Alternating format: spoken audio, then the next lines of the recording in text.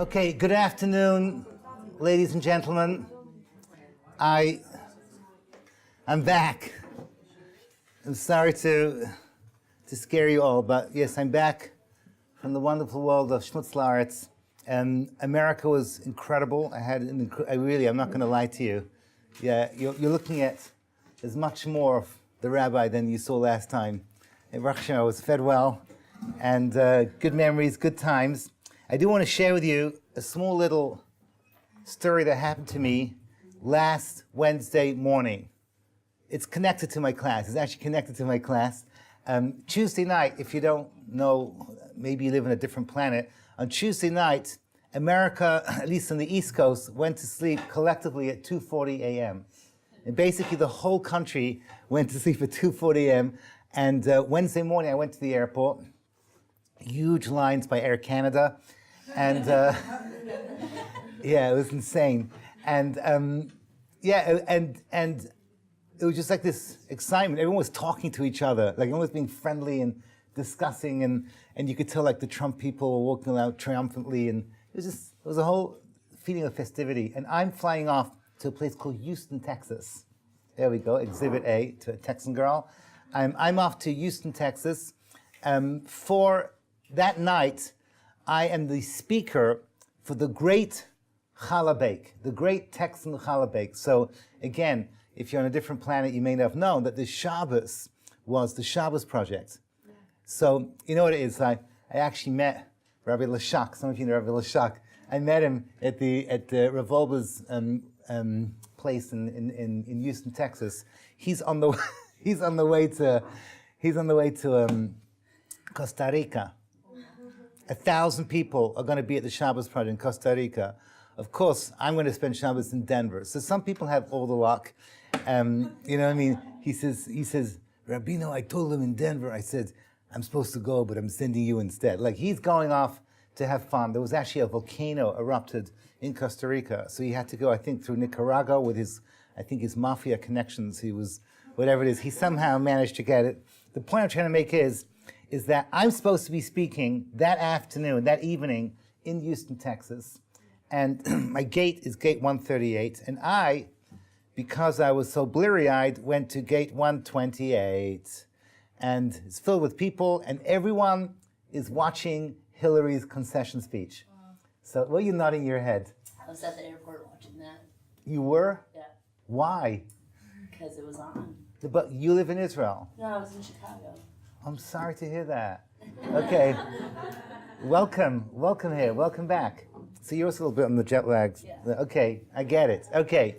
So what's the point of my story? I'm watching, everyone's talking about she's wearing, what kind of a dress she's wearing. It was like black and purple, and Bill was wearing black and purple's a compromise color, and like, everyone was like, that was like a whole discussion. And I just came from Haredi land. I came from Yerushalayim. I had not watched TV at all. So it's the first time actually watching the elections, even though it's already over. So I'm very excited. And suddenly I look at my clock and I say, why aren't they calling us to get on the plane? And then I realized that I was in the wrong place. And I ran like crazy to the right gate. And I arrived just at that moment then when they closed the gate. They said, I'm sorry, sir, we were calling your name. I said, how did you call my name? Were you going like, Mr. Nissel, you're kindly invited to come to gate 138. That's not good enough. You should have screamed out, Nissel, you idiot, stop watching television. You got a flight to catch. That's the way you're supposed to be doing it. You know what I mean? Like, it was the point I'm trying to make is that I missed the flight, and the next flight went 4 hours later, which means I'm missing the great challah bake of Texas. And I was very excited because they promised me I was going to make the greatest challah that Texas has ever seen and get into like the Guinness World Book of Records. But it was really upsetting because they were bringing me in for that reason. And I missed it because I'm watching Hillary. This is like pathetic. Hashem runs the world. There's one other flight which was so overbooked that they said, I think 7 people had to miss their flight for me to get on. They said, there's no chance that you'll get on that flight, but you've got nothing to lose. So I went and I waited. This was United Airways Flight 69 to Houston, overpacked, full. They need 6 people to, whatever, I think it was 6 or 7 people to miss their flight. And then came my own personal miracle, because apparently there was a flight from England, go Brits, okay, from England to Houston, and it had exactly 6 people on it, and they missed their connection to Houston. And I was the last person to get on that flight. In other words, all the standby people, they went in front of me, and then I got on, the last person. I sat between these 2 huge Mexicans. I was the happiest person ever. It didn't make any difference. And I made the flight, and I realized that how awesome is that Hashem, for some reason, had to divert a flight from England to Houston so Menachem Nissel could bake challah in Houston. And it's like, it's a crazy thing. If you saw, no, 1 second, no, the flight was going from England to New York. I was in New York at the time. I'm very tired. I feel like Morgan looks. The point is that, yeah, that's the story. So why am I telling you this story? Because it happened last week, and it's a cool story. I managed to make Baruch Hashem. I managed to make the flight. The story had a happy ending. But it does connect to the wonderful world of tefillah. I'm not going to lie to you. I was davening like crazy to Hashem during that short amount of time, saying, Hashem, I want to get on that flight. You need to make sure that 7 other people have to miss that flight so that I can get on. Arrange it so that 7 other people, you do like your din v'cheshbon. So, an interesting thing, because we're not going to talk about this now. We're going to talk about this in 2 weeks' time. But what would happen if on that flight from England to New York, there were 7 people, and they were also davening, let's just say for argument's sake that they were Orthodox Jews, and they were also davening, they should make that connection. And I'm davening so they should not make that connection. So you have the clash of people davening in 2 different directions. I used to make this joke when, those you know about American football, when the Ravens have a Super Bowl with the Giants, so it's basically Ner Yisrael versus Yeshiva University. That's what it is. Who can daven harder? It's like the big clash of the 2 sides over there. The point I want to make is, the purpose of today's class is I want to talk over a hugely important fundamental idea in prayer. And then I'm going to go over what we said 2 weeks ago, and then we're going to join the 2 ideas together. And with that, we're going to leave this room, Be'ez Hashem, in another 35 minutes with a deeper and profound understanding of how tefillah works. And that's going to set the tone for the classes in the following weeks. Are we ready? Can we do this? Chicago girl, we can do this? We're ready? Okay, everyone's here happy? Senora is good? Okay, beautiful. Question. I have a question to ask you. It's not my question. It's the question already asked by the Rishonim, by the early commentators. I'm going to give you the answer of the Maharal of Prague. The question is as follows. Why bother praying? Surely Hashem knows what's best for us. I'll say it again, and as I say it again, I'll let the question sink in. Why should we bother davening? Doesn't it just make sense to tell Hashem, you know what's best for us, do what's best for us? In other words, the question is based on a certain premise, that we are the created, Hashem is the creator, we're here today, gone tomorrow. Hashem's at the beginning of time, at the end of time, He sees the full picture. He sees our lives from beginning to end. He sees our previous reincarnations, incarnations. He sees everything. So why are we asking Him for specific things? We should tell HaKadosh Baruch Hu and say, look, you know what's best for us. You see the whole picture. You see everything that happened from the beginning of time to the end of time. I know that you will do only what's best for me, so do it. Do what's best for me, and I'm not going to ask for anything specific. Let me explain the question a little bit better. The question is based on 2 assumptions. There's 2 basic assumptions in this question. So, assumption number 1, the essential nature of tefillah, of prayer, is asking for things. Let me go over this very, very clearly. I spoke a lot about this 2 weeks ago. The essential nature of tefillah is what's called in Hebrew bakasha, requesting things. This is in contrast to, for example, in Christianity, the essential nature of what they do in church is praising God. It happens to be a beautiful part of our religion as well. Praising God and thanking God. Praising and thank you in Hebrew is called Shevach Vahudah. So if you have a look at your Shemona Esrei is 18 brachos. It's actually, technically speaking, 19 brachos, because one was added at a later point. The opening 3 are praising God. Thank you, Hashem. Thank you, Hashem. You're a Melech, Oza, O Mashiach, O Magen. The first bracha, Abraham's bracha. We thank Hashem for helping us. Second bracha, we thank Hashem for bringing the dead back to life. Third is we praise Hashem because of Kedusha, of sanctity, and that we had the option of living a life of sanctity. At the end, the last 3 are the real thank yous. The first 3 are more praises. The last 3 are thank yous. Modem Anachnalach is the most famous of all. But that's not actual prayer. Prayer is asking for things. The world of prayer begins with Ata Chaynein La'adam Das. You ask Hashem for the ability to think, and it ends with Shema Koleinu, which we're going to learn together is like a joker in a pack of cards, where everything that you've not yet asked for, you can ask for. But the point is, from Ata Chaynein to Shema Koleinu are the essential needs of man. That is tefillah. That goes back to the ancient prayers when Adam opened his eyes and saw there was no rain, and he asked Hashem for rain, the first tefillah of humanity, that was called a bakasha. When the Jewish people were in Egypt and they cried out to God, so they were praying to him, that is bakasha. The essential nature of tefillah is bakasha, is asking for things.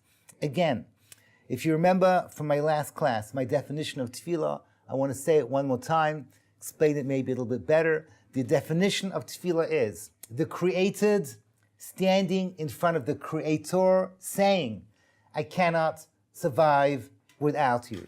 The essential act of tefillah is that moment of vulnerability, of recognizing that without Hashem, we cannot cross a road safely. Without Hashem, we cannot put food in our mouth and just assume that the food will do everything the way it's supposed to.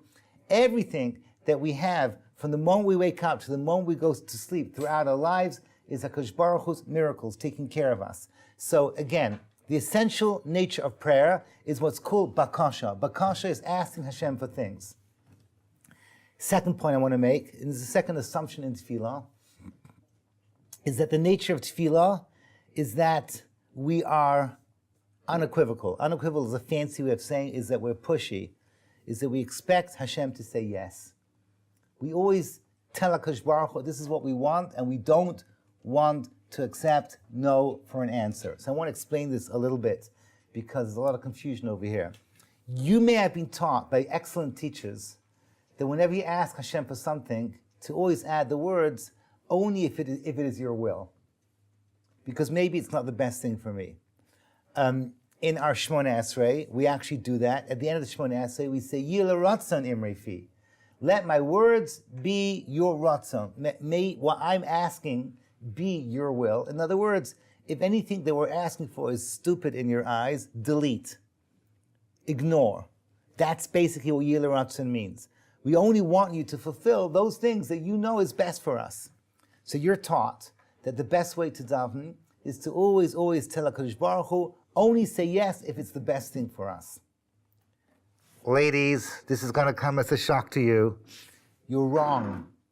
Real tefillah is unequivocal, meaning real tefillah, you do not take no for an answer. How do I know this? Because open up a chumash and look at every single tefillah that you can find, and there's lots and lots of them, and you'll see, like Rashi says in this week's parsha with Avram Avinu, that they used to fight with God to be able to get what they wanted. It was a pushy tefillah. They wanted to win.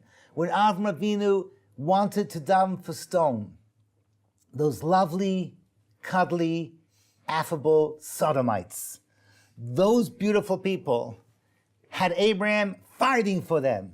Rashi says, Vayigash, he made his 3 steps, so to speak. Rashi says, L'mulchama, as if to wage war with God. He wanted to win. He did not want to take no as an answer.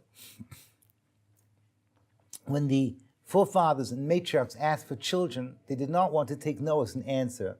When Moshe Rabbeinu was fighting for the Jewish people on top of the mountain, he did not want to take no for an answer. When Moshe Rabbeinu was fighting to go into the land of Israel, Hashem said to him, I beg you, Ravloch, Al Teisiv Oidaberila, I beg you, stop asking, because if you push anymore, I'm going to have to say yes, and I don't want to say yes. tefillah of Moshe Rabbeinu is that powerful that Hashem felt that if he kept on davening more, there was already 515 prayers to get into the land of Israel. If he would push a little bit more, it would be terrible for everyone, for the whole world. So Hashem says, please don't daven more. The nature of tefillah is that you are arguing strongly for what you want. You do not want to say no for an answer. So for those of you who are confused, because it's not what you were taught, let me tell you what your teachers taught you correctly and how to see it in a proper perspective. I'll give you an example. There are girls in this room that would love to get married. Yeah, it's a good thing. Why not? You'd like to get married, okay? So you go out with a boy, and this guy is perfecto. 10, 10, 10. Everything is 100% perfect about him. So what do you tell Hashem? He should be the one? What do you guys say? He should be the one? Why do you say no?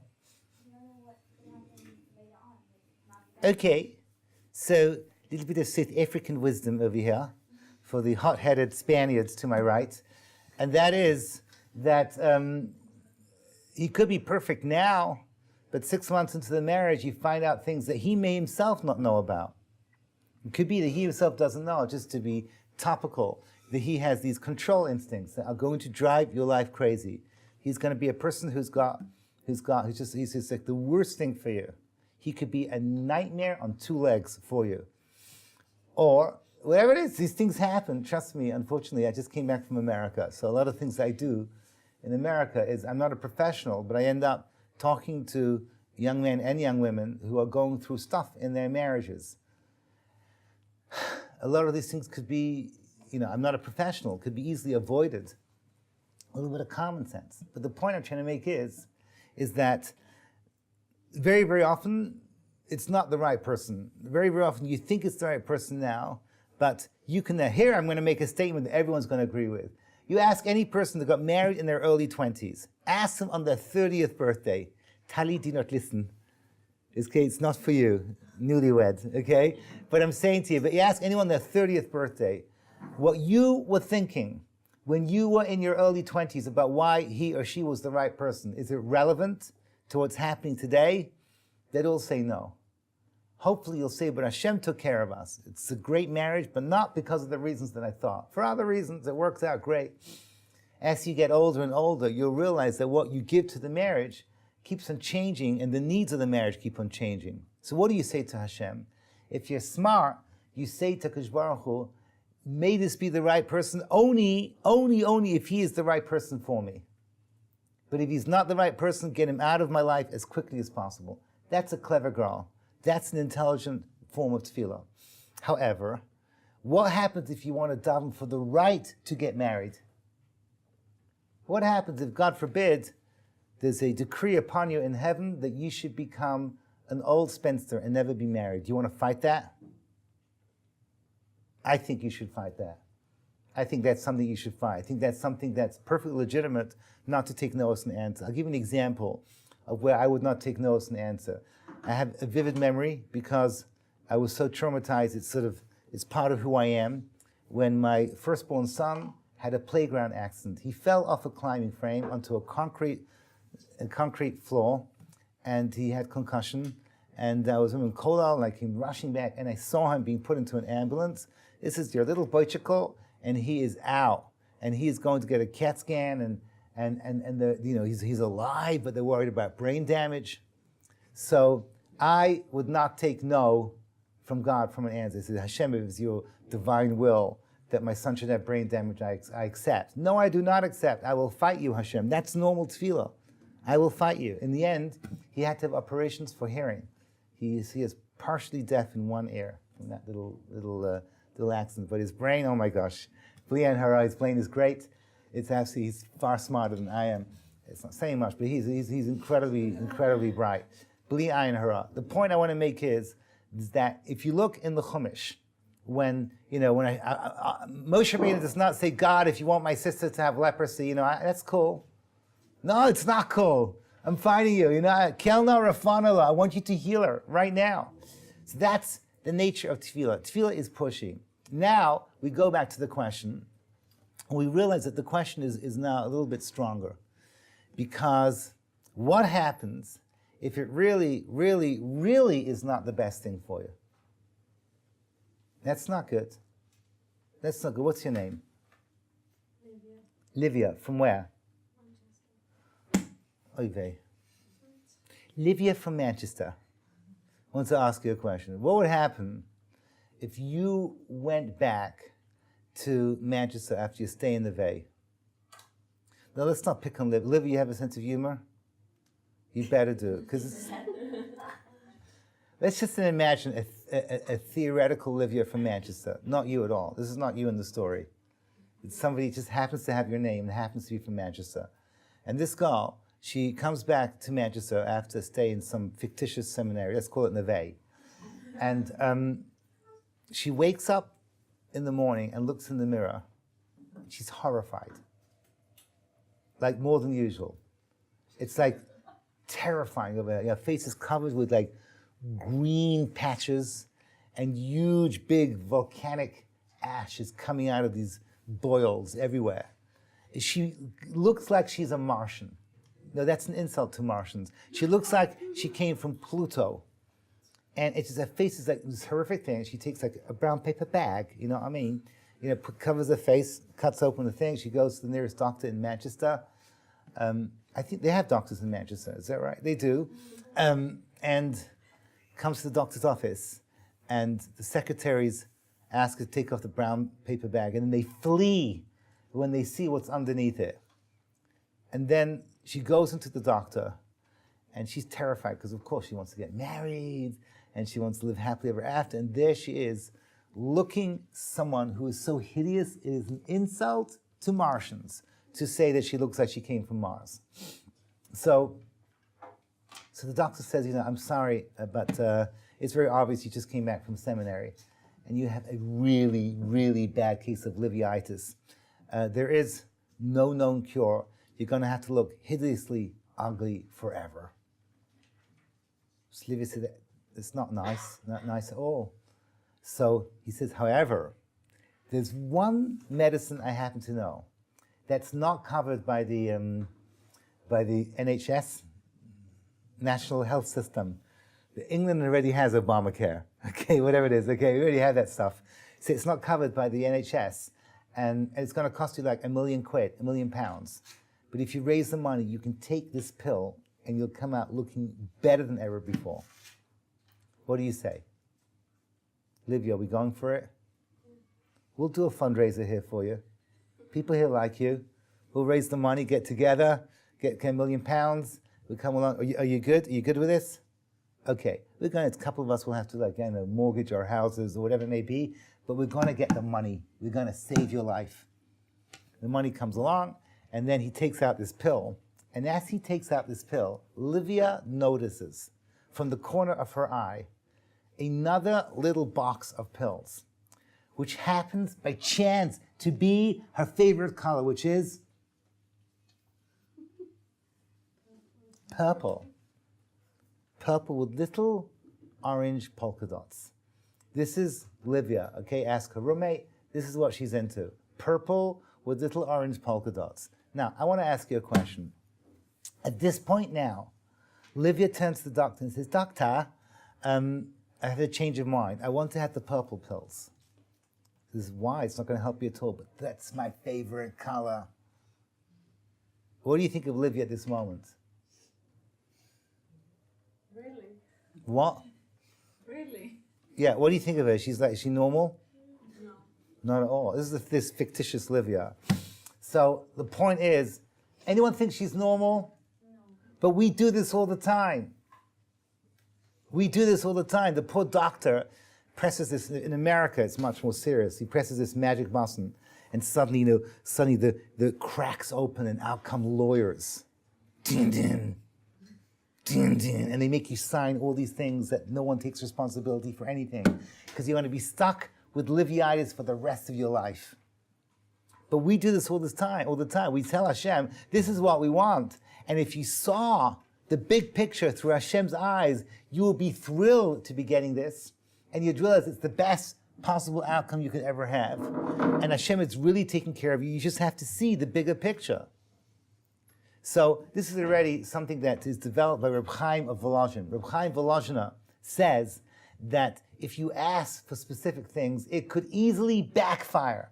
Not only are you asking for the wrong things, but those wrong things are against Hashem's ratzon, and you can end up completely and totally messed up. I always tell this with careers. Everyone over here, I imagine you go to university, so it's your last final. You do not want to fail this final. It's perfectly normal for you to tell Hashem, I want the right questions to come up, and I don't want the person sitting next to me to smell of rotting corpse, or whatever it may be. You want to be able to focus on your exam and to do well. Does that make sense? Yeah, but what happens if Hashem wants you to fail? Why?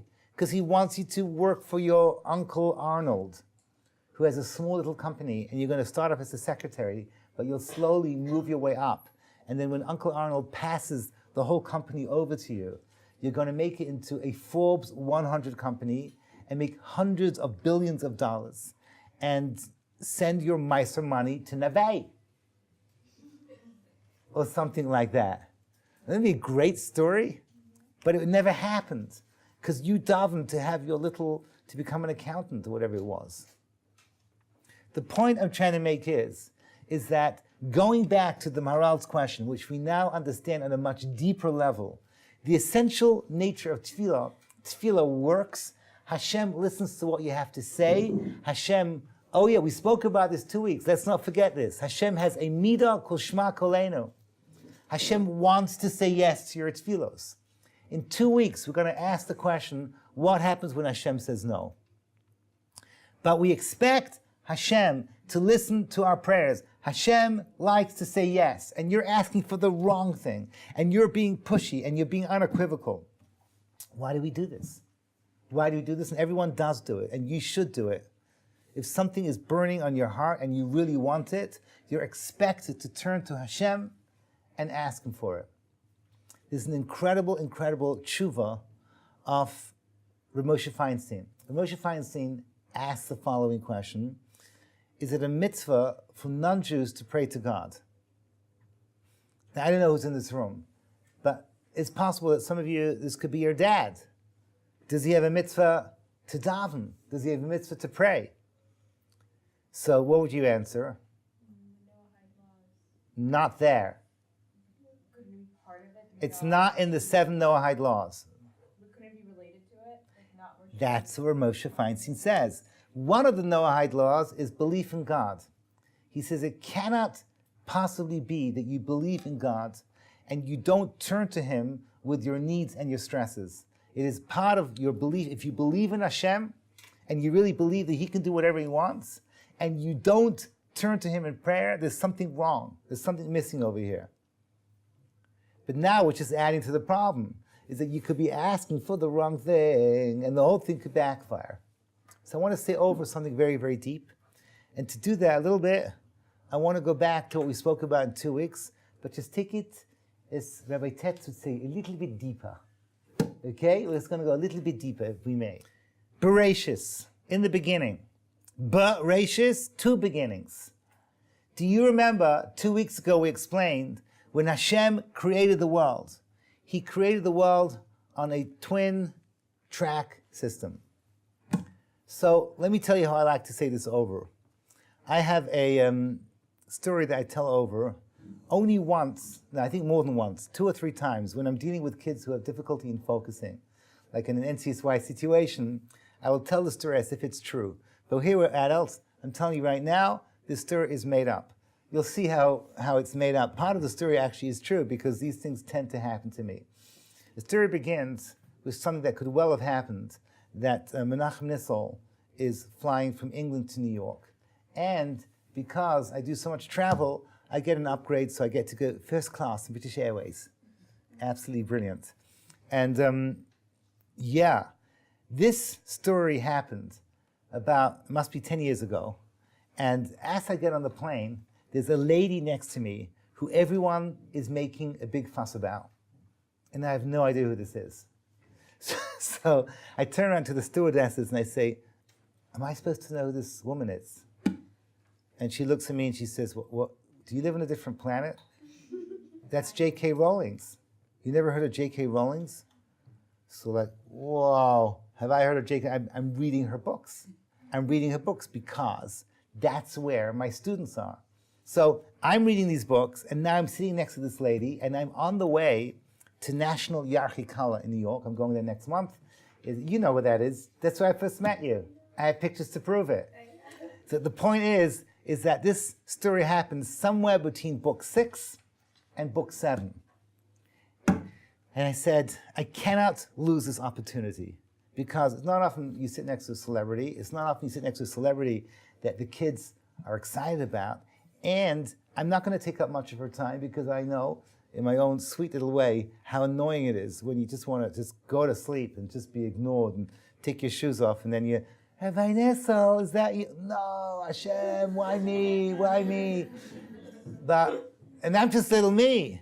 She's like the real thing. So I figured I could take up 3 minutes of her time. Does that make sense? 3 minutes? It's not like a big deal. So I turn around to her, take a deep breath, and I say, JK, I know you just want to go to sleep, take your shoes off and relax, but I'm going to ask you for 3 minutes of your time, because I want to tell you something, that your books help me explain this incredibly difficult Maharal of Prague.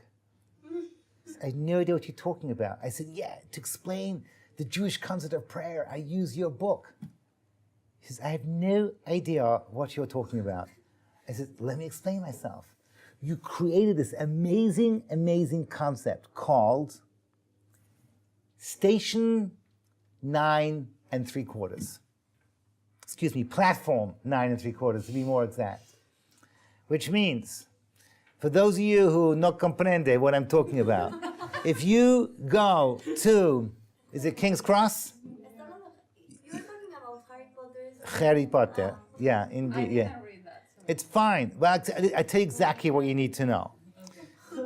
The world is divided into 2 types of people. Regular people, who we call them muggles. And then you have the magical world. Now, how do you get from the regular world to the magical world? Platform, okay, 9 3/4. You see a wall, and you see all these funny little people wearing, carrying their owls and their broomsticks and stuff like that. And they come to this wall, and then they focus, and they focus, and they come rushing in, and then everyone else hits the wall. But you actually get through, and you come out on the other side, and there's a bright red train that takes you to Hogwarts, where you learn interesting things. You learn magic. You don't learn boring things like Mexican history. You learn, you learn, the goblin uprisings of the 19th century. You don't learn chemistry, you learn potions. You don't learn engineering, you actually can fly. You just take like a broomstick, you know what I mean? Or you just apparate, or b'diavad, you can use the flow system. It's incredible what goes on. You don't, if you go to the army and you learn how to use a gun, here you have defense against the dark arts. This is like really cool stuff. You can do everything there except cure Harry's myopia. No one can explain to me why he needs to wear glasses when you can just regrow a whole forearm. Anyhow, so I explained to her, I said, this is incredible. You have, okay. Maybe you want to focus on the camera on her. Send it to her mother. The story is that Station 9 3/4 is where it all happens. If you can get through Station 9 3/4, then the magic happens. Then everything is possible. Everything is possible. But as long as you're just a muggle, you're stuck with the laws of nature, with the boring laws of the muggle world. And I said to JK, this is incredible. Increíble.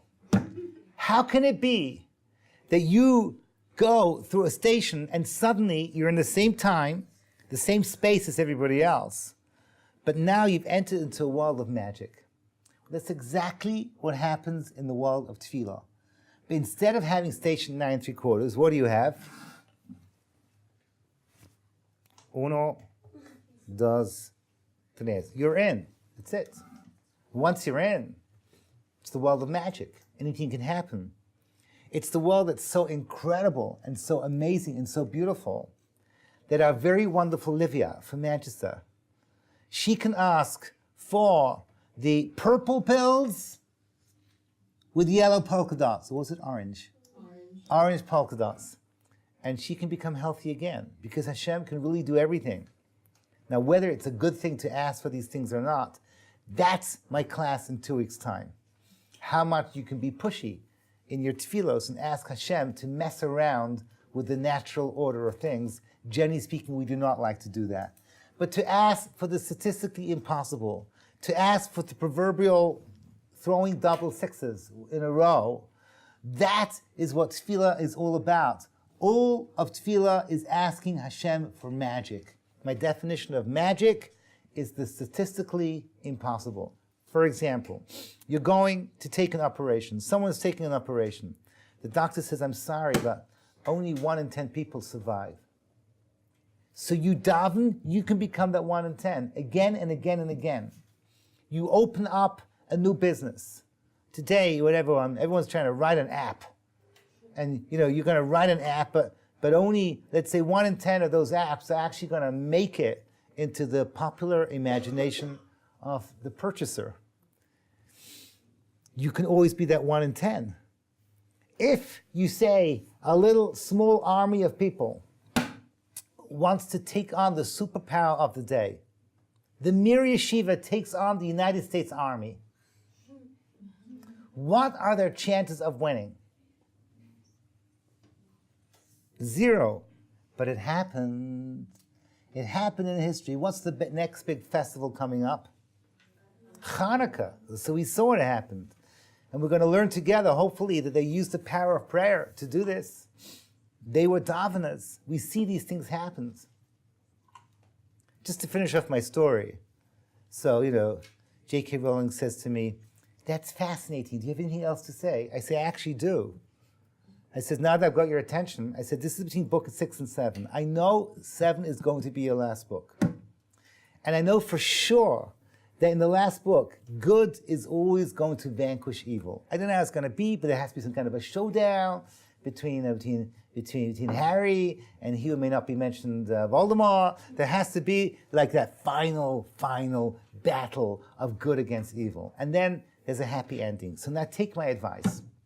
Because I happen to know my students, when you finish the book, have a teeny weeny little appendix to tell people an epilogue. What happens like 20 years later?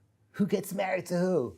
Everyone wants to know like the social side, find out who has kinderlich and who gets happy and whose marriage works and everything like that, and have like a little happy ending in the end. And then I told her, if you want to do something really good, and really make your life worthwhile, at the very last paragraph of your 7 books of Harry Potter, have Harry get up and say, you know what? All this magic and witches and wizards, this is all nonsense. I'm leaving Hogwarts and I'm going to go to yeshiva and learn Gemara. That's what I'm going to do. And then you would have earned your place in the world to come. So anyhow, she said, thank you so much. Can I go to sleep now? And of course, that's when I woke up, because this whole thing was a dream.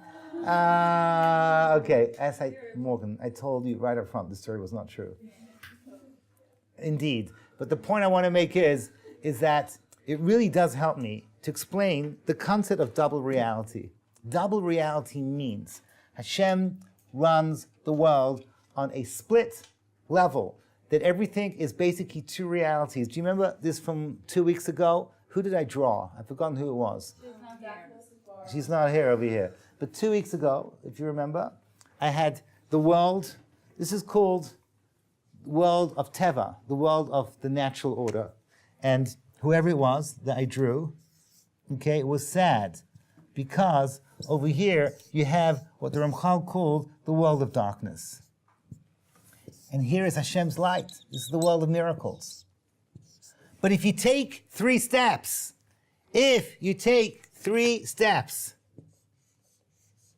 which is station 9 3/4, if you wish. Then you get, as Adele would say, you get to the other side. And there,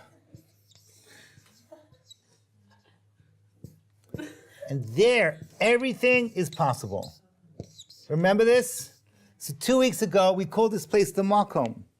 But now we understand that it is actually the world of miracles. It is the world of double sixes. I was looking camera, so you can see my artwork over here. That all you have to do is take those three, and there, everything is possible. The point I'm trying to make is, once again, like I said 2 weeks ago, the challenge is not the power of tefillah. The challenge is how to take 3 steps, is how to get through. Once you're in, you can ask whatever you want. And Hashem will listen. If Hashem says no, we're going to have to discuss this in 2 weeks' time, but you can assume that Hashem says yes. And one thing is 100% certain, Hashem wants to say yes. His ratzon is to accept your tefillos positively. That's how Hashem runs his world. So it comes in, that you enter into this world, and there all kinds of extraordinary things can happen. Hashem, with his genius, can take a plane going from England to New York, have it delayed, because for whatever reason, 7 people, he wants them to miss their flight, so that Menachem Nissel can be at a challah bake and talk about the power of Shabbos. All these things are possible. Because Baruch Hu can manipulate anything he wants. He can turn the tables inside out and upside down for your benefit if he so chooses. Everything is possible with HaKadosh Baruch Hu. Now we go back to the point I made 2 weeks ago. But let me just summarize how I've answered my question. What was my question? Why bother davening if Hashem knows what's best for you? Well, the words Hashem knows what's best for you has got 2 answers. What's best for you in this world over here, in audio-visual aid A, the world of nature, is different from what's best for you over there. What's best for you over here is Hashem looks at you through the lenses of Teva. Teva, as we said 2 weeks ago, Ha-Teva is Gematria Elokim, the same numerical value as the hidden God, who runs his world through the reins of nature, through the power of nature. And therefore you are subjected to regular statistics. That's the world without prayer. There, Kadosh Baruch Hu does what's best for you, like he does with the animal kingdom, the survival of the fittest. Like I told my little boys, my little kinderlich, when they were children, we lived in Memphis for a short while, and they got to see The Lion King. I said, this is fiction. In real life, when the show is over, everything goes back to normal. You know those cute little cuddly animals? Timon, Pumbaa. They get eaten by lions. That's the real world. I'm sorry, I just ruined your childhood. But that's what happens in the end. They all live happily ever after. The big animals eat the little cuddly, sweet animals. That's nature. But if you can take your 3 steps, if you can go through the proverbial station 9 3/4, ladies, please do not visualize platform 9 3/4 when you daven mincha. It's just a mashal, it's just a parable. When you take your 3 steps and you're in, there you're in a world where Kadosh Baruch Hu runs his world differently. So therefore, it is a good thing when you daven to ask Hashem to change the world around for your benefit. Tefillah is the solution for all our problems, because tefillah accesses the world of miracles. Now, stay with me. What did I teach you 2 weeks ago? 2 weeks ago, I showed you from the words of the Ramchal that tefillah is the natural place to make a relationship with God. Remember this phrase from 2 weeks ago. Don't ask the question, why, how can I make a relation with God so that I can daven? Rather, we daven so that we can have a relationship with God. Does that ring a bell? Thank you very much.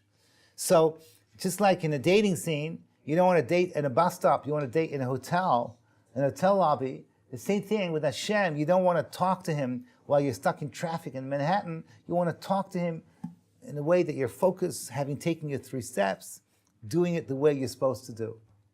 Now, 2 weeks ago, my conclusion was a relationship with Hashem is naturally found in the world of tefillah. Today, I'm telling you that tefillah is the way to solve your problems by accessing the world of miracles.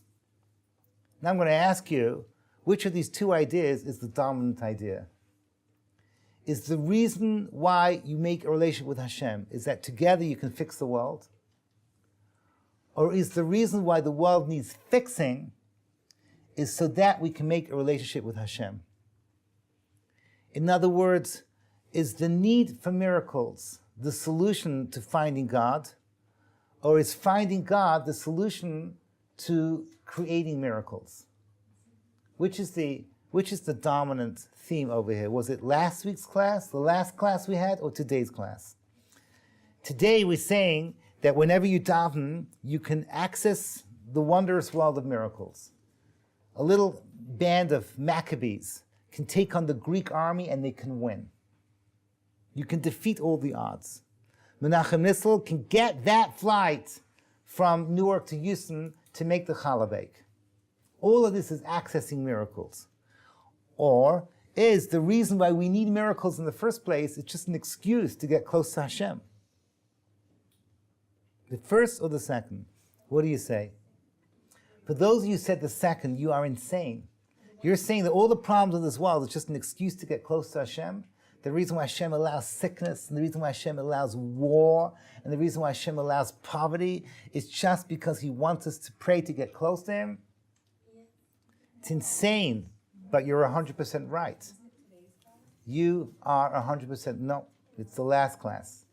The answer is, and here, all the Sfarim say this very clearly, everything Hashem does in this world that is crazy, that Hashem makes us that we have to turn to Him. And every girl in this room, I don't even know most of you, but I know that your life is crazy. You know why your life is crazy? Loco. You know why? Hashem wants to keep you close. Hashem wants to keep, if He doesn't want to keep you close, it's not interested in you, you've got real problems.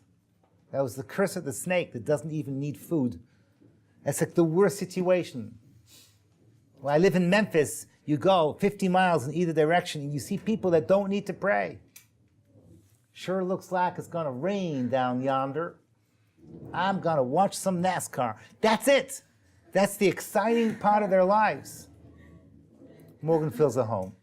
Okay, but that's the point. It's the point I'm trying to make is that it's crazy. Hashem makes Allah because Hashem wants us close. The world to come is really that closeness that we create in Tefillah. Who says this? The Mesilas Yesharim and Perek Yud Tes. It says that the high that you can get from davening is a taste of the world to come, of closeness to Hashem, that simcha of the closest to Hashem you can find in the world of prayer. So it comes out that if you put the two classes together, you have the two pillars of what prayer is about. Prayer is a connection to God. Prayer is the solution to the miracles. But the reason why Hashem made this world needing to be fixed, the reason why we need to access the world of miracles is only an excuse to taste the world to come, which is that world of closeness to HaKadosh Baruch Hu. That's the ultimate goal. It's good to think about that because, as I mentioned a few minutes ago, don't expect your life to be easy. You live the Torah life, your life's going to be a helter-skelter, it's going to be a roller coaster. I never wish to my kids to have an easy life. If you wanted to have an easy life, Hashem could have halved your IQ. No one wants that. Hashem could have made you a cow. And that would have been your life. Is that what you want? No.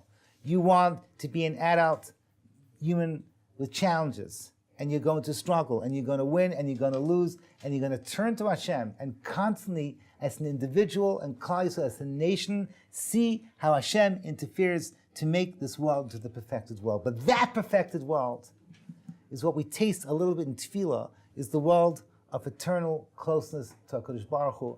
May we be zochim, may we merit to see this speedily in our days. Thank you so much. Next time, we're starting on a totally different direction. Thank you for listening.